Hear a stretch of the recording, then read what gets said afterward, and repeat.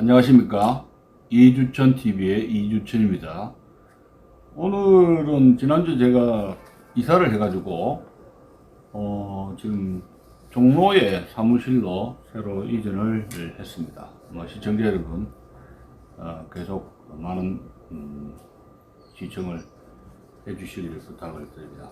오늘은 다시 역사 이야기를 넘어갑니다. 오늘 주제는 우크라이나 전쟁을 통해 본 박정희의 자주국방 이라는 제목으로 1부 순서와 2부 순서 이렇게 진행을 해보겠습니다. 1부 순서는 베트남전 참전과 자주국방의 길, 그리고 2부 순서는 유신체제와 자주국방 그리고 핵, 이런 주제를 가지고 1부, 2부에 걸쳐 나눠서 말씀을 드리겠습니다. 최근에 6월 24일 날 소위 우크라이나 전쟁이 발발했습니다. 우크라이나 전쟁. 우크라이나 2월 24일 러시아의 푸틴의 명령하에 우크라이나로 러시아 군대가 침공하면서 소위 우크라이나 전쟁이 발발을 했던 겁니다. 자, 우크라이나 전쟁이 발발한 그 이유에 대해서는 우선 여기에서 푸틴의 야심, 푸틴의 야심이라는 것은 옛날 소비에트 공화국, 소비에트 사회주의 공화국이 굉장히 냉전 체제에서 거대했는데 그것이 1990년대 초에 붕괴되고 여러 나라가 독립을 하면서 소비에트 사회주의 연방공화국이 붕괴가 되고, 그래서 그 위대했던 소련 사회주의 연방공화국을 그 영광을 회복해야 되겠다, 실질을 회복해야 되겠다, 그런 야심 속에서 우크라이나를 침공을 했던 것입니다. 또 우크라이나 국내 사정이 소련의 러시아의 침공을 부추겼다, 불러일으켰다, 이런 말씀도 드리고 싶습니다. 내부의 친러파와 친서방파 간의 지역감정, 정쟁이 있었고, 또 정치권과 기업가들의 결탁을 해서 부정부패가 만연했고, 또 지정학적으로도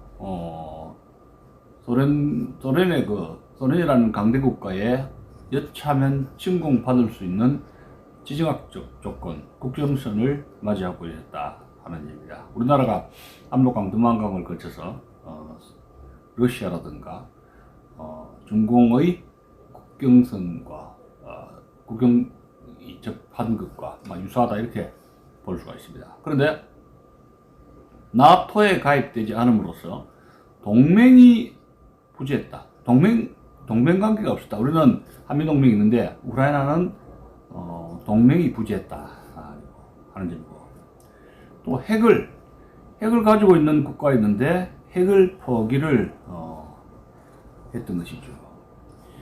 서방 자유주의 입장에서는 군사적으로 경제적으로 지원을 해주고 그 대신 핵을 포기를 하라, 그렇게 해가지고 러시아와 자유주의nhân 간의 협조 체제 아래서 결국은 우크라이나는 핵을 포기를 했던 것입니다. 근데 이제 우크라이나 전쟁이 끝나고 나면은 다음 차례가 어디냐, 이 동북아시아가 아닌가, 그렇게 하는 것이 군사 전문가의 설명인데, 대만이 아니면 사우스 코리아, 한반도가 아닌가, 그렇게 이제 군사 전문가들이 지적을 하고 있습니다. 우리나라처럼 우크라이나는 너무나 유사한 점이 많다. 한국과 우크라이나는 너무 유사한 점이 많다는 것입니다. 진짜 내부 분열이고, 또 좌익과 우익, 또 친러파 대 서방파, 우리나라는 친구파 대 친중공파 대 친미파들의 이런 대결 양상이 있고, 지정학적 조건도 비슷하죠. 반도적 성격을 띠고 있다. 우크라이나는 흑해를 연어로 해가지고 한쪽으로는 나토 진영, 터키, 또 러시아와 대립 마주치고 있고, 한국 같은 경우에는 일본과 미국을 통한 그 태평양의 바다를 끼고 있으면서 대륙으로는 북한과 중국, 러시아 이런 공산주의 세력과 첨예하게 대결하는 것이 대단히 유사하다. 또 한국과 우크라이나는 비대칭 전략에서 열세를 보이고 있다는 겁니다. 핵과 중장거리 미사일에서 상당히 러시아라든가 이런 공산주의 세력에 비해서 열세를 보이고 있다 하는 점이 우크라이나와 대한민국과 대단히 유사한 점이다, 이런 말씀을 드리고 싶은 것입니다. 우크라이나 전쟁에서 우리는 다시 한번 생각해 볼 수 있는 것이 동북아에서 벌어지고 있는 미국과 중국 패권 경쟁의 향배에 우리 관심을 기울이지 않을 수가 없습니다. 그 전까지는 안보 문제는 미국에게 의존하고 한미동맹이죠.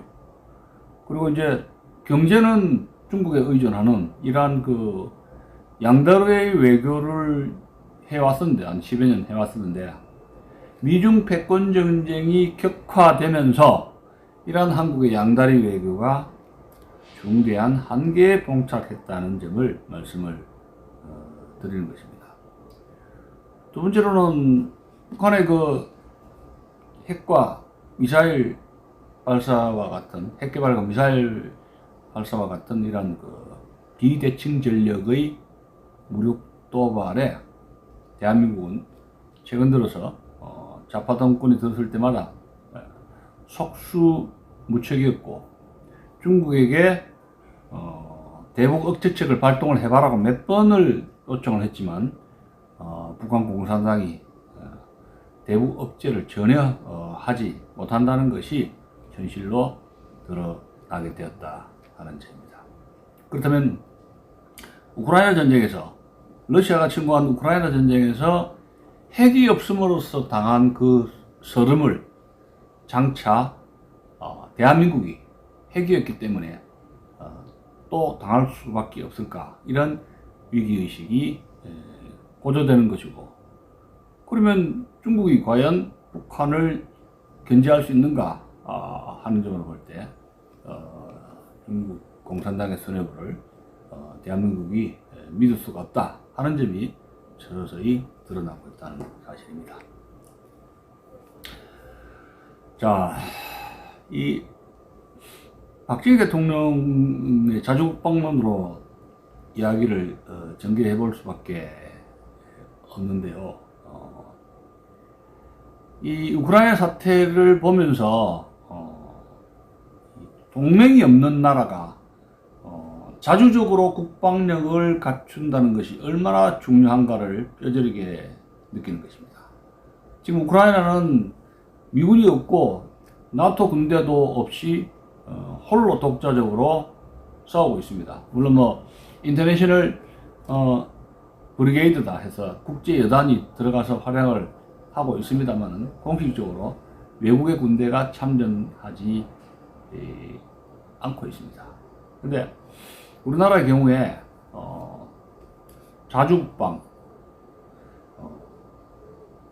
미군이라든 외세의 도움 없이 일단 대한민국 군대로 북한의 침략을 자주적으로 지키겠다는 자주국방론은 그 배경으로 볼 때 60년대 초부터 시작된다, 이런 말씀을 드리고 싶습니다. 왜냐하면 6.25 전쟁이 끝났을 때 병력과 장비에서 북한군의 50%에 불과했습니다. 60년대 초에 남한의 국방력이. 그리고 남한은 모든 장비와 무기를 미국에서 수입하거나 원조를 통해 들여왔다 하는 점입니다. 그 당시에 북한은 소총에서부터 전차까지 또 탄약류 자체를 자체 생산하는 시스템을 갖추고 있었습니다. 여러분들 잘 알다시피 일제시대 때 20년대 30년대에 걸쳐서 일제가, 일본 제국주의가 대한민국을 식민지화 시켰을 때 만주를 침공하기 위한 군수기창, 군수 무기 공장을 대대적으로 북한에 설치를 하면서 북한이 중화공업 단지, 중화 콤비나트를 건설을 했던 겁니다. 그 중에 하나가 발전소, 수풍 발전소라고 이렇게 볼 수가 있습니다. 그럼 남한은 무엇이냐? 남한은 쌀농사를 하면서 경공업이라든가 쌀농사를 해가지고 일본 국민들을 먹여 살리는 식량기지로 이렇게 이제 남북한의 경제적인 구조를 이렇게 갖췄다 하는 점입니다. 그래서 한국전을 통해서 한국군이 많이 성장했습니다. 뭐 전쟁 경험이라든가 전쟁 경험이 많이 축적되고 군대는 재래식 군대의 숫자는 굉장히 많아졌죠. 뭐 한 10만 되는 것이 뭐 한 50만, 60만 이렇게 비대해졌는데 50년대 한국군 장비와 무기 체계에서 현대전에 익숙하지 못하고 미군의 보조 역할에 불과했다는 사실입니다. 그러니까 아시아에서 중공 다음으로 몸집이 커진 남바투 군대지만 재래식 군대로서 장비와 무기 체제에서는 거의 2차 대전 때의 그런 구식 무기를 쓰고 미국에 철저하게 의존하는 그러한 군대였다 하는 겁니다. 특히 한국군은 현대전에서 필수적인 소총이라든가 탱크라든가 이런 자체적인 신형 무기를 대량 생산하는 그런 시스템을 갖추고 있지는 못했습니다. 미국에게 탱크 좀 만드는 공장을 만들어 주시오. 소총 M16, 소총 좀 만드는 공장을 좀 만들어 주시오. 했을 때, 미국이 no, 까땜. 이렇게 거절을 했습니다. 미국이 뭐가 아쉽다고, 소총 몇 자루 쥐어주면 그 공장을 뭐 때문에 만들어 주겠습니까? 뭐가 아쉽다고 기술 이전을 해주겠어요. 사라. 그렇게 빵, 밀가루. 그러니까 왜 주는 거예요, 배고플 때. 그렇지만 낚싯대를 안 준단 말이에요. 고기는 주는데 낚싯대를 안 준다는 이야기야. 그게 50년대의 사정이에요. 철저하게 미국에 의존되고 미국이 신형 무기를 가지지 못하도록 견제를 했다는 점입니다. 자, 그런데 한국군이 본격적으로 한국군의 현대화의 골든 아포튜니티, 기회가 찾아왔습니다. 그것은 여러분도 잘 알다시피 국군의 한국전 참전이라는 황금과 같은 기회였습니다. 월남전이 점점 악화되자 케네디 행정부에서는 그랜베리를 투입했는데 그걸로 월남의 공산화를 막을 수가 없습니다. 올맹군 정규군을 무찌를 수가 없습니다. 그래서 케네디 대통령이 암살되고 난 뒤에 존슨 행정부 시대에 통키부한 사건이 터지고 또 존슨 대통령은 확전을 하게 됩니다. 그리고 많은 미군의 지상군이 투입되었죠. 그렇지만 미국의 반전 데모가 일어나고 하면서 지금 우크라이나의 전쟁에서 러시아의 군대가 파병하는 것이 한계가 있듯이 미국의 병력이 무한대로 투입될 수가 없는 국내의 사정이 있기 때문에 한국을 위시해서 동남아시아의 여러 각국에게 병력 지원을 요청했는데 그 당시 박정희 대통령이 미군 다음으로 많은 병력을 투입을 하게 되었던 겁니다. 그러니까 박정희 대통령은 월남전을 통해서 미국이 대한 지원을 확대하도록 요청을 하고 한국군의 군사력 강화에 철저하게 이용했던 탁월한 지혜로운 용미주의였다는 말씀을 드리는 것입니다. 박정희 대통령은 존슨 대통령이 초청한 방미길에 국무총리였던 정일근에게 이런 말을 하게 됩니다. 이 기회에 우리 국군의 장비 현대화도 적극 타진해 볼 것입니다. 휴전선에서 정예부대를 뽑아내는 대가로 당연하죠. 우리에게 닥쳐온 기회를 잘 선용해야 합니다. 이런 말을 남기게 되었던 겁니다.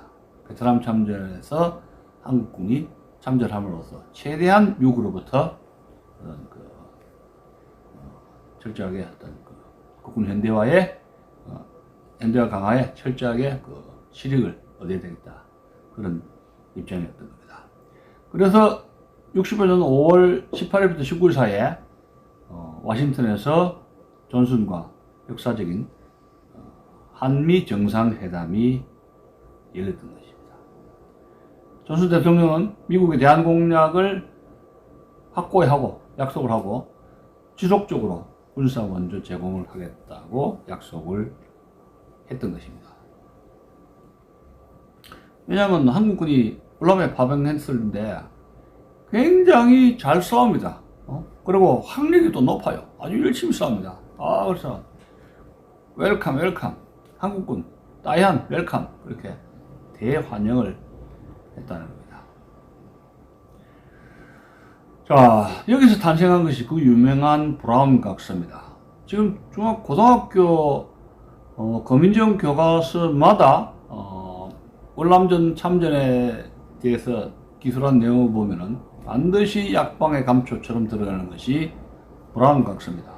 이 브라운 각서는 1961년 3월 4일에 이동원 외무부 장관과 주한 미국 대사였던 브라운 대사와의 양해 각서를 체결한 것인데, 핵심은 그겁니다. 한국군 파병에 따른 국군 현대화를 위한 장비를 제공하겠다. 또 한국군 참전 군인의 봉급을 미 국방부가 지급하겠다. 또 한국의 경제 발전을 위한 차관을 제공하겠다. 기본 병기의 국산화에 대해서 미국의 지원을 약속한다. 이런 내용을 가지게 되었다는 것입니다. 자, 그런데 한국군이 베트남에서 열심히 싸우고 있을 때 수많은 승전보가 대한민국에 대한뉴스를 타고 극장에서 9시 뉴스에 텔레비전을 통해서 대한민국 국민들의 사기를 높일 때 배가 아픈 인물이 있었죠. 북한의 공산주의, 김일성 공산주의 집단이었던 겁니다. 1967년에 북한 대남 도발이 무려 10배로 증가하고, 그 다음에는 그 유명한 1968년 1월 21일이죠. 김신조 등 31명의 공비가, 무장 공비들이 청와대를 기습을 하는 사건이 있었고, 전방이 완전히 뚫려버린 거예요. 청와대까지 침기됐지 않습니까? 그 다음에 1월 23일입니다. 이틀 뒤에 미 해군 정보함이 원산만에서 정보함 푸에블로호 강제로 원산만에서 납치되는 사건이 터졌습니다. 또 그 해에 11월 2일 날 북한의 무장 공비들 120명이 강원도에 속초, 양양 이런 데 침투를 했는데 대부분 다 체포가 되거나 사살되는 그런 일이 벌어졌던 것입니다. 그래서 박정희 대통령은 북한의 무장 게릴라 활동에 대한 안보 경각심을 고무시키고, 또 이 당시에 그 푸에블로호 사건이 터졌을 때 미국이 김신조의 청와대 기습 사건은 관심을 기울이지 않고 푸에블로 사건에만 관심을 기울이면서 비밀리에 판문점에서 북한과 접촉함으로써 박정희 대통령은 경로하게 되고 대미 불신감을 가중을 시킵니다. 미국 믿을 수가 없다. 우리는 자주국방을 해야 되겠다는 그런 인식을 가져서 그해 4월에 박정희 대통령의 자주국방의 청사진이 구체화되었습니다. 그러면서 250만 향토 예비군이 창설이 되었습니다. 자, 그런 가운데서 닉슨 행정부가 존슨이 소위 선거에서 패하고 월남전 사태 수습 실패한 것이죠. 군사적인 월남전 실패가 되고 선거에서 공화당인 닉슨에게 패배를 하게 됩니다. 닉슨은 선거 공약으로 무조건 월남전을 끝내겠다. 그 약속을 해가지고 육군자의 표심에 호소를 해서 백악관에 들어갔던 겁니다. 그래서 저희 닉슨 독트린이 집권한 이후 69년 1월 달에 백악관에 가고 그해 7월 25일에 그 유명한 닉슨 독트린이 선포가 됩니다. 그 닉슨 독트린이라는 것은 핵심은 월남전에서 바로 빼겠다는 거예요. 미군들이 사상자가 계속 늘어나죠. 반전대모가 심해집니다. 미군들 반전대모에서. 왜 미국이 월남에 가서, 베트남에 가서 젊은이들이 피를 흘리느냐. 그 당시에 미군 참전한 미군들이 제면한 것이 지원병입니다. 1년짜리, 임기 1년의 지원병인데, 클린턴 같은 경우에, 로즈 장학생이라 해가지고, 대학을 가게 되면, 그때 월남전에 참전 안 해도 됩니다. 그러니까, 중학교, 고등학교 졸업생들이 대학을 못 간, 특히 흑인들이라든가, 중하류층, 돈 없고 백 없는 미국의 중하류층 출신들이 학력이 좀 낮은 그런 미국의 중하류층 출신들이 지원병 1년짜리 월남전에 참전을 하게 되고 대학에 간 월남전에 안 가도 되는 대학생이 된 자기 친구들은 월남전에 갔던 친구들에 대한 죄책감을 가지게 됐던 겁니다. 여기서 그 미국의 월남전, 베트남전 반전 운동이 벌어졌던 겁니다. 그 유명한 미국인 배우들도 막 그걸 가세했어요. 그래서 이제 월남전에서 발을 뺀다는 것이고, 아시아에 대한 미국의 공략이 후퇴를 의미하는 것이고, 아시아 각국은 자주국방입니다. 자주적으로 자신의 자국의 안보에 책임을 져라 하는 그런 것을 언급을 한 것이 닉슨 독트린이었습니다. 근데 이 닉슨 독트린을 구상하는데 그 유명한 그 국무장관이 된 소위 그 헨리 키신저의 어떤 청략이 주요하게 된 겁니다. 헨리 키신저는 월남전을 끝내기 위해서 닉슨 대통령이 록펠러, 자기의 그 정치적 라이벌이었던 록펠러 밑에서 일했던 헨리 키신저를 스카웃해가지고 안보보좌관 또 국무장관으로 임명을 했던 겁니다. 헨리 키신저 작전은 이런 겁니다. 월남전을 끝내기 위해서는 중국과 러시아의 군수품, 보급을 차단시켜야 된다. 월병에 지원하는 중공과 소련의 보급을 차단시키게 해야 된다. 그러면 소련과 중국과의 이런 그 틈을 이용을 해가지고 중국과 손을 잡으면서 소련도 견제하고 월맹으로 가는 그 루트, 호지맹 루트의 지원도 차단하면서 미국이 중공과 손을 잡아서 화해를 해가지고 월남전을 매듭을 지어야 되겠다. EJ 전략이죠. 공산당은 공산당을 앞으로 내세워서 견제를 해야 되겠다. EJ 전략을 체계를 구상을 했던 것입니다. 그래서 이 박정희 대통령은 이러한 그 닉슨 대통령의 위기를 느끼고 70년 1월 초 새 신년 연두 기자회견에서 박정희 대통령은 이런 말을 하게 됩니다.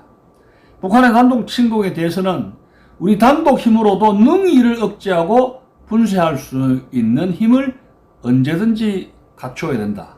우리 단독 힘으로 미군이 철수해도 우리 단독 힘으로 북한의 침공을 억제할 수 있는 힘을 갖춰야 되겠다.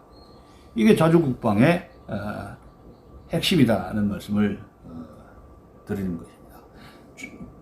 그래서 그렇다면은 이 자주국방의 특징이라는 것은 북한의 국지 도발은 자주적 방어 태세를 갖추어 미군 도움 없이 해결한다는 겁니다. 또 독자적 무기 체제 개발에 따른 방위산업 육성이죠. 그 무기 국산화를 이야기하는 겁니다. 방위산업 육성과 독자적 전략과 전술 개발에 따른 한반도 작전 계획을 수립하고 또 군사 제도를 계획한다는 특징을 가지고 있는 것입니다. 그래서 해서 발전시키는 그 구수산업이죠. 구수산업은 그 고도 경제 성장 정책과 동시에 추진해야 되겠다 하는 것이 박정희 대통령의 생각이었습니다. 그 당시에 그 60년대 말에 이 60년대 그 후반기에 한국이 월남전에 참전해가지고 맹활약을 할 때 가장 배가 아픈 것이 김일성 공산 집단이라고 그랬지 않습니까? 그런데 김일성은 60년대 중반에 대남 혁명 전략을 크게 강경 대남 혁명 전략을 수립을 했는 겁니다. 그 핵심은 뭐냐? 한국 내 혁명 세력을 직접 지원하고 북한 내 혁명 세력을 남한에 이식하고자 했다는 사실입니다. 그는 1965년 4월 4일 인도네시아 알리 아르함 사회과학원에서 김일성 이런 말을 하게 됩니다.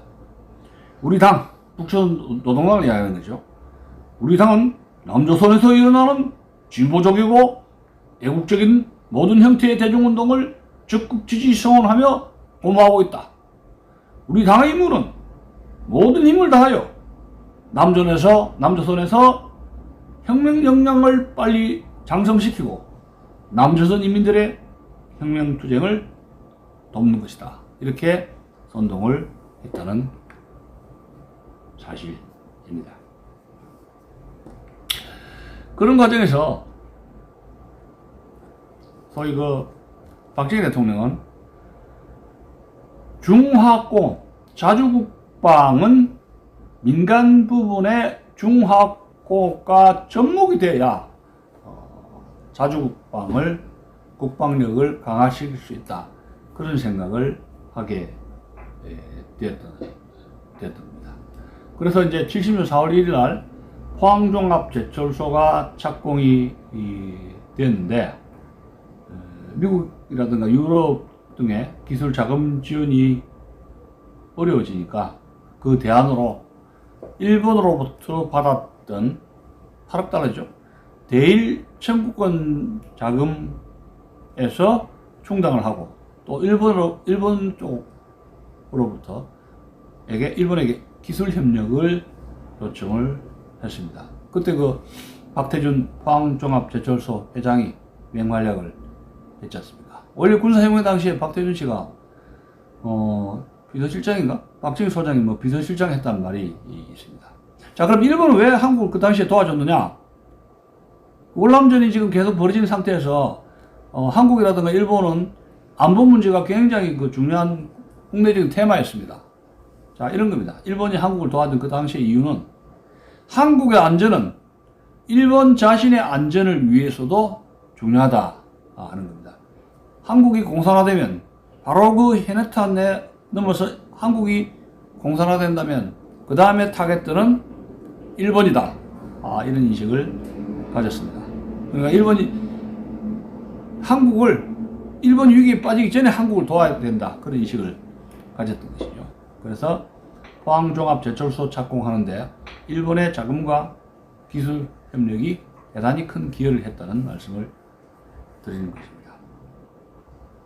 그래서 박정희 대통령은 중화공업을 잠재적인 방위산업으로 규정을 하고 이것을 무기국산화로 연결시켰다는 점입니다. 그래서 4대 핵심적인 공장 건설 사업을 추진을 했는데 이건 뭐 방위산업의 근간으로서 주물철 공장, 그 다음에 특수광 공장, 중기계 공장, 조선소 이런 공장을 만들게 되었다 하는 점입니다. 그 박정희 대통령의 메모를 보면은 이러한 그 중화공업을 하는 데 있어서 가장 중요한 것은 일본과의 협력이었다 하는 점을 지적을 하고 있는 것입니다. 1972년부터 76년 사이 제3차 경제개발 5개년 계획에서 중화공업화와 연계된 방위 산업을 육성하면서 여기에 유신체제의 정치적인 정당성이라는 의미를 부여했던 것입니다. 자, 그런 가운데서 1970년 8월 달에 국방과학연구소가 창립이 되었습니다. 국방과학연구소는 국산 무기 개발을 주 목적으로 한 연구소다, 이런 말씀을 드리는 것입니다. 50년대에서 60년대 월남전 참전 때까지 한국군은 구식 켈빈 소총을 보병이 소지하고 있는 구식 켈빈 소총을 소지를 했는데, 이 켈빈 소총은 미군이 태평양 전쟁 때 사용했던 구식 소총입니다. 아웃데이트, 한물간 소총이죠. 근데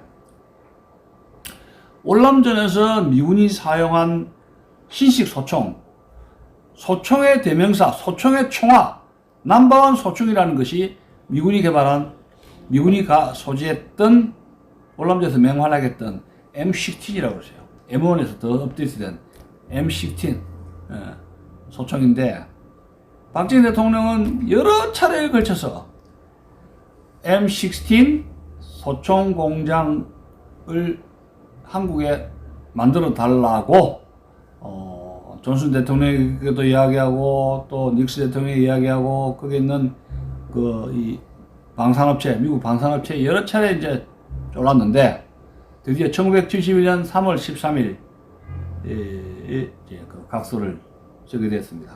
정례 국방장관과 미 콜트사 벤커 사장이 계약을 체결을 함으로써 박정희 대통령이 68년에 지시한 이후 3년이 지나면서 간신히 계약이 타결되었다 하는 점입니다. 그러면서 60년대 말에서 이제 박정희 대통령이 주문한 군의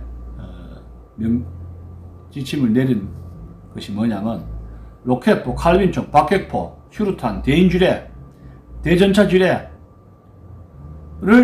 국산화하고 자체적으로 개발해서 만들어내고, 그 다음에 더 나아가서 탱크, 장갑차, 또 해군에서는 초기함, 공군에서는 항공기 등을 만들어라.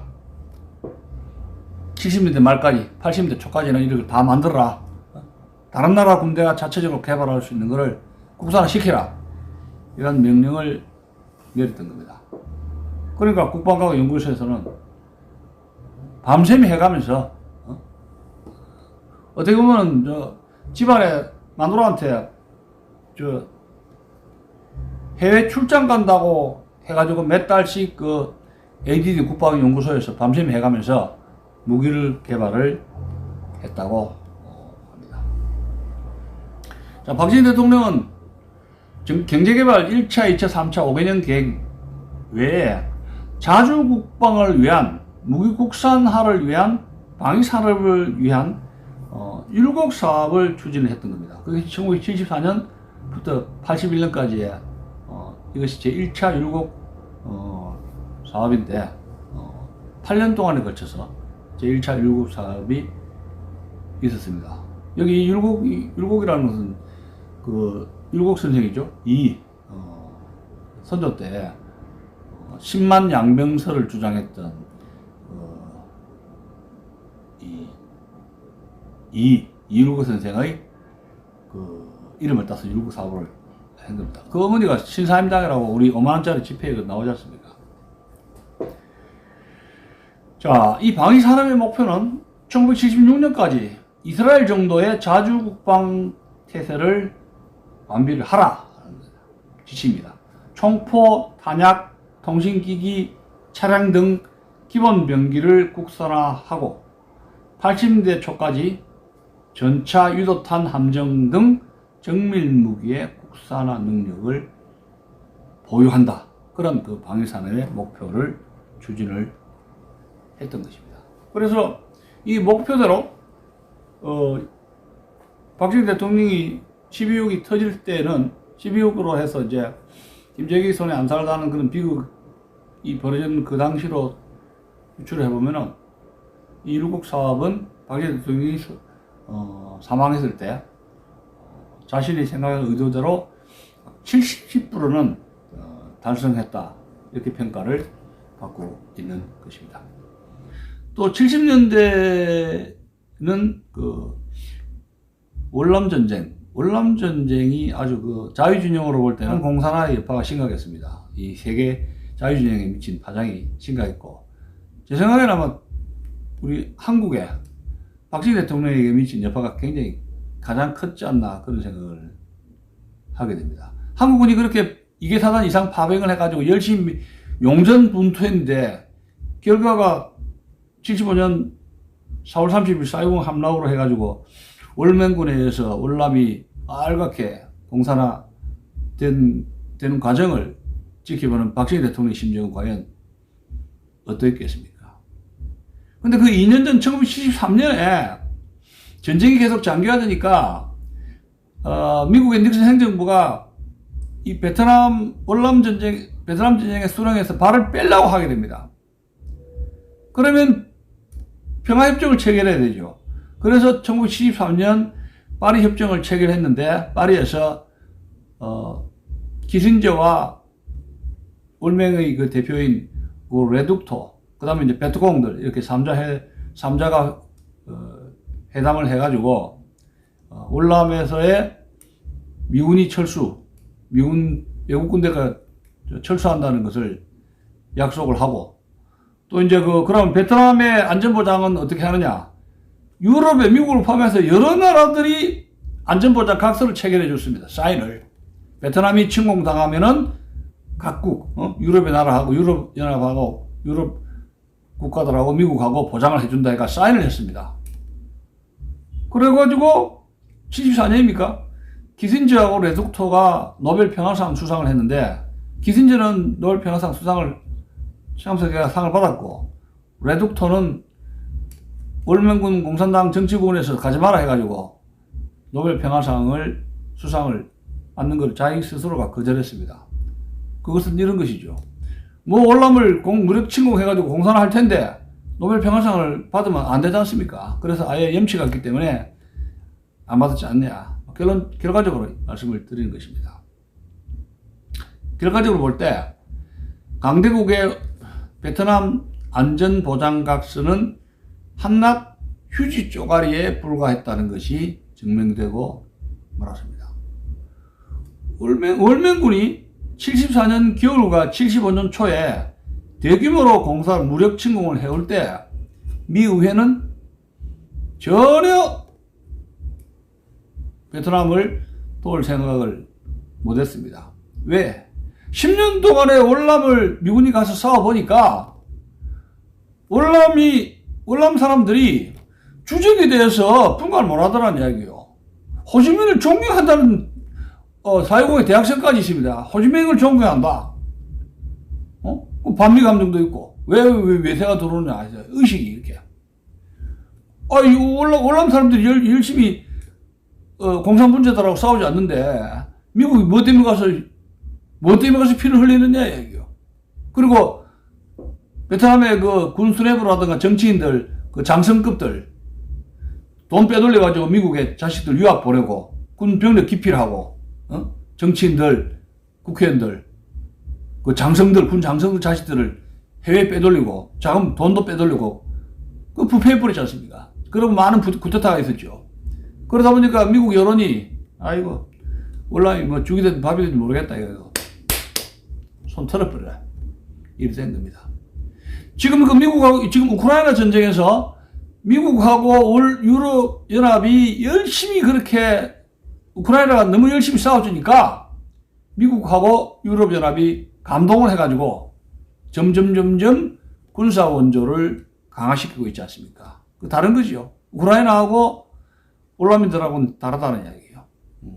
여기 공산당 수법의 민족 공조, 북베트남 월맹군이 베트남에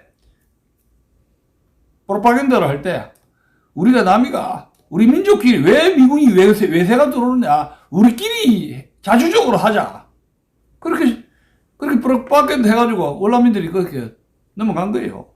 민족 공조의 사기 선진에 넘어간 거죠. 공사로 돼가지고 지금 엄청난 고생을 보트 피플이다 뭐다 해가지고 100만 명 이상이 희생이 됐지 않습니까? 공산당의 속으면 그 꼴을 나는 거예요. 지금부터 남쪽에서는 종북 세력들, 김일성 주체 사상에 신봉하는 철없는 종북 세력들이, 친북, 용공 세력들이 대한민국에 지금 우글우글 하죠? 그 국정을 제대로 안 잡고 있지 않습니까?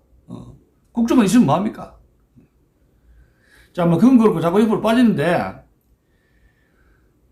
근데 이제 키신저가 노벨 평화상을 탔는데, 월남의 공산화를 막지를 못했습니다. 뭐, 중국하고 뭐 화해를 했습니다만, 월남 공산화의 대가를 지불했던 것이고, 강대국의 베트남 안전각서는 단지 휴지 쪼가리였다는 것이 증명이 되고, 74년 파리 협정을 통해서 미군은 물론이지만 한국군이 전부 다 철수를 했지 않습니까? 철수를 하고 한국군의 그 용전 분투는 물거품이 되어버렸던 것이 베트남전이었습니다. 박정희 대통령이 이 광경을 베트남의 공산화를 바라보면서 기가 찰 거 아닙니까?